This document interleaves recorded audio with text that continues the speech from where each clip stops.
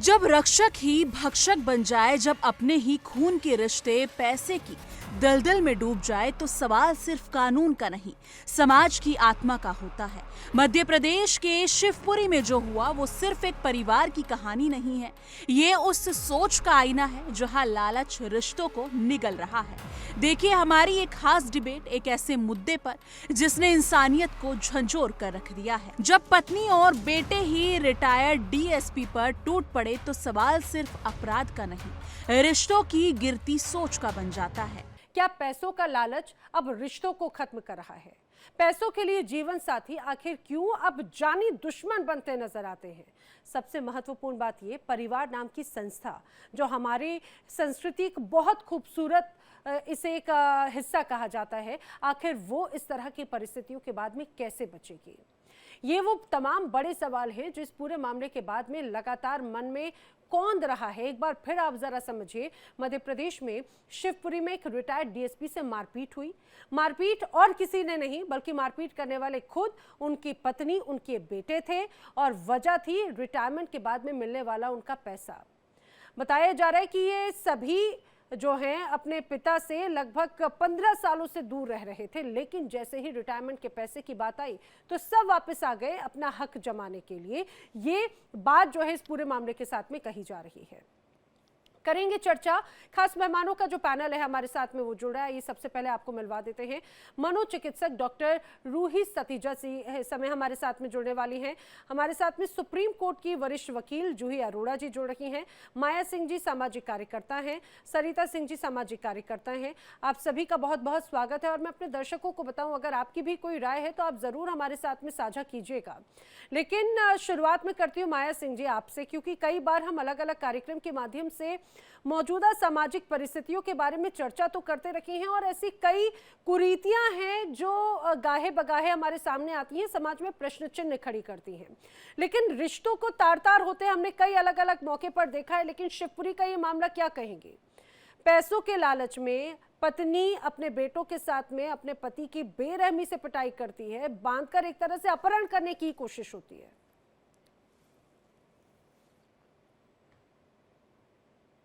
Maya Singh ji please unmute कर लीजिएगा, आप सभी अपने गेस्ट अपना माइक अनम्यूट कर लीजिएगा जी।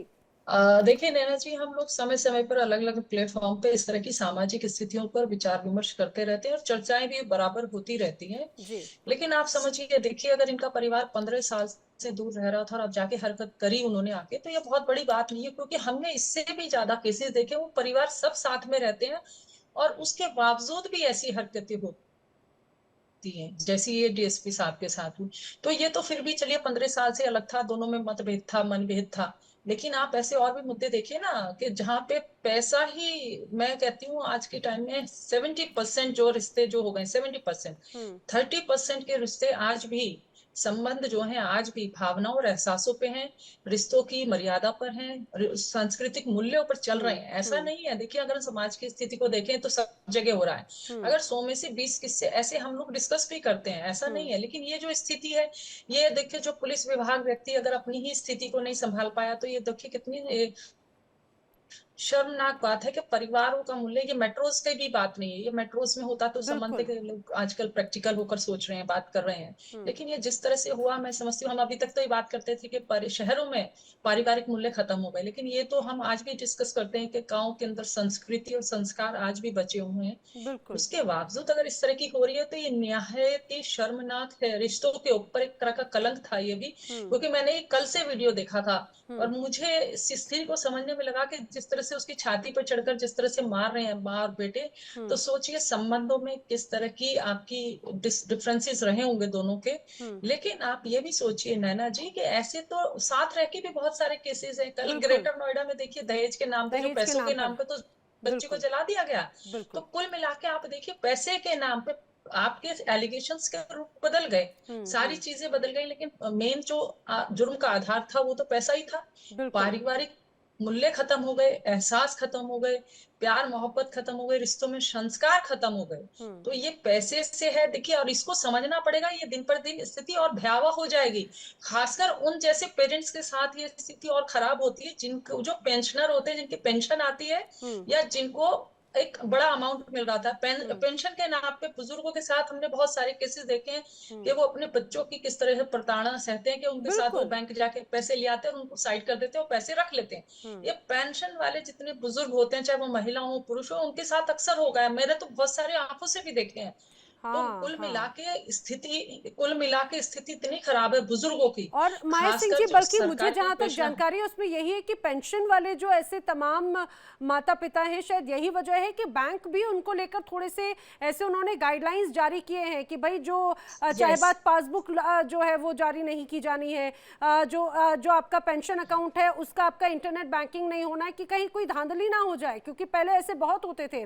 लेकिन जूही अरोड़ा जी, आपसे मैं यही समझना चाह रही हूँ कि एक तरह से हम कहते हैं कि भाई समाज की सुरक्षा का या फिर रक्षा करने का जो दारोमदार है, जिम्मा है, वो पुलिस कर्मियों पर है। लेकिन यहाँ पर ये जो प्रताड़ित व्यक्ति हैं, वो तो खुद ही पूर्व डीएसपी रहे हैं, पुलिस में उनकी सर्विस रही है, और उनके साथ में जब इस तरह की कोई घटना होती है, वो भी उनके ही अपने अंजाम देते हैं, तो आखिर क्या कहा जाए ऐसी घटना पर? देखिए, ये बहुत ही देख के बड़ा अजीब लगता है कि हम चाहे चांद पे पहुंच जाएं, चाहे हम मार्स पे पहुंच जाएं, लेकिन जिस तरीके के आज की डेट में हम हालात देखते हैं, समाज कितना हद तक उठ रहा है तो कितना हद तक गिर भी रहा है। अब आप देखिए, ये बिल्कुल ठीक कहा आपने कि पुलिस प्रणाली अगर खुद सुरक्षित नहीं है अपने घर में, तो वो औरों को क्या सुरक्षा करेंगे। लेकिन मेरा इसमें ये कहना है, क्योंकि इंसान हमेशा अपनों से ही हारता है, और आई थिंक यहाँ पे भी यही वजह रही कि उनके जो जवान बेटे हैं या उनकी वाइफ के साथ मिलके, क्योंकि जनरली हम देखते हैं ना, जब मैट्रिमोनियल डिस्प्यूट होता है तो हम देखते हैं कि माँ और बच्चा एक पक्ष बन जाता है और हस्बैंड एक पक्ष बन जाता है।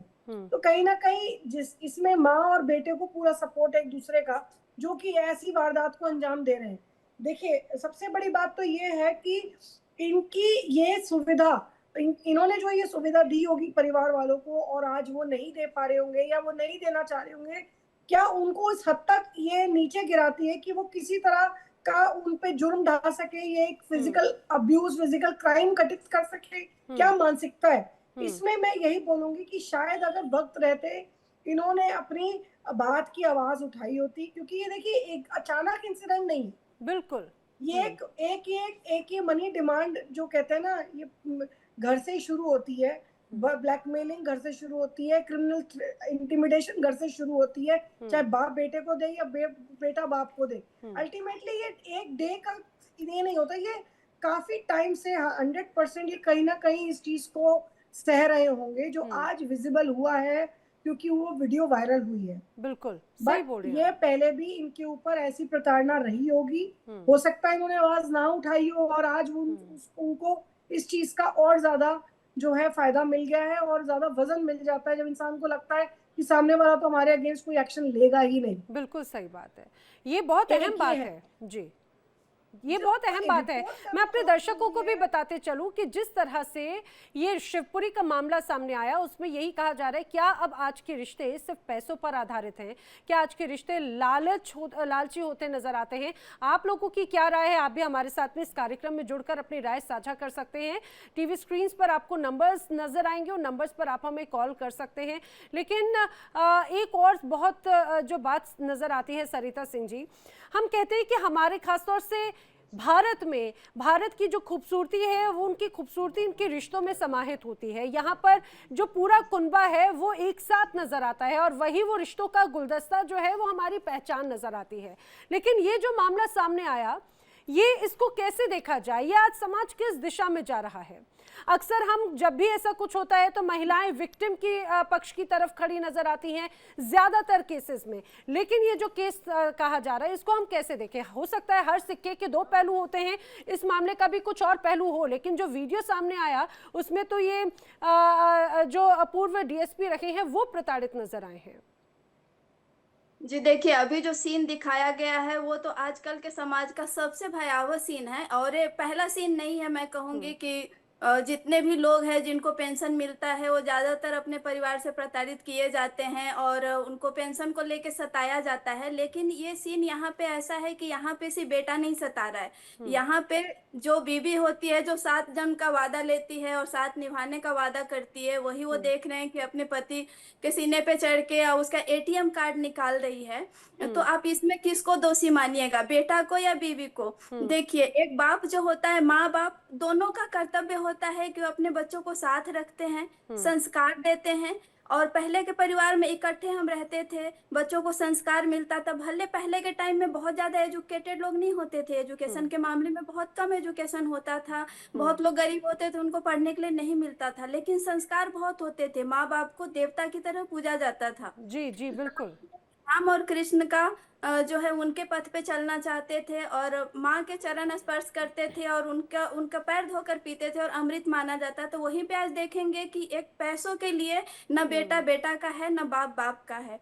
अब रही बात उनके पेंशन की, देखिए पेंशन का अधिकार जब रिटायर होता है तो सरकार पेंशन जो देती है वो उस आदमी का हक होता है जो पूरी जिंदगी कमाया है मेहनत से। तो उनकी इच्छा होनी चाहिए कि वो अपना पेंशन बेटा को दे, बीवी को दे या ना दे, वो बाद की बात है। लेकिन इस पे जबरदस्ती करना ये तो बहुत बड़ा गुनाह है और नहीं होना चाहिए। लेकिन अगर दूसरे नजरिए से मैं अगर आपको बताना चाहूँ तो दूसरा नजरिया ये भी है कि ये एक बार में नहीं हुआ है। ये उनके अंदर में क्या चल रहा है अभी तक तो पूरी जानकारी हमें नहीं पता, बिल्कुल रही है। तो उनके अभी पारिवारिक रीजन क्या है और धीरे धीरे ही बढ़ के यहाँ तक ये नौबत आई है कि मारपीट की नौबत आ गई है। अभी वो शुरुआत में अपने फैमिली को पैसे देते थे, नहीं देते थे, ये भी हमें नहीं पता है। जो इंसान 15 साल से अपने परिवार से अलग थे, तो दूर थे, तो हमें नहीं पता कि क्यों दूर थे। और दोनों पक्ष हमें देखना चाहिए कि अभी इनकी क्या गलती है, क्या रीजन है और उनके परिवार ने इनके साथ ऐसा बिहेव क्यों किया। सो दोनों पक्ष देखने की जरूरत है। और बच्चों में संस्कार माँ बाप देते हैं, अगर माँ बाप ही अलग अलग रह रहे हैं तो बच्चों से हम क्या ही अपेक्षा करेंगे। और ये समाज का आज का एक ऐसा हिस्सा है जो दर्शाता है, जिन्हें हम कहते हैं कलयुगी बच्चे, कलयुगी समाज, कलयुगी पत्नी पति, जो भी हर सिक्के के 2 पहलू होते हैं। और इस पूरे मामले का एक पहलू जो हमारे सामने है, ये हम जरूर कह सकते हैं कि बहुत लंबे वक्त से एक तस्वीर जो बन रही होगी वो उसको एक तरह से वो उजागर आज हुई है। अब समय आ गया है कि हम सिर्फ अपराधियों को नहीं बल्कि उस मानसिकता को भी कटघरे में खड़ा करें जो अपनों को ही दुश्मन बना रही है। तो सोचिए, क्या अब हम उस दौर में हैं जहां प्यार, सम्मान और भरोसे की जगह लालच, स्वार्थ और धोखा रिश्तों की बुनियाद बन रहे हैं? जवाब आपको देना है, समाज को बचाना है। इस मुद्दे पर आप क्या सोचते हैं? कमेंट सेक्शन में अपनी राय जरूर साझा कीजिएगा।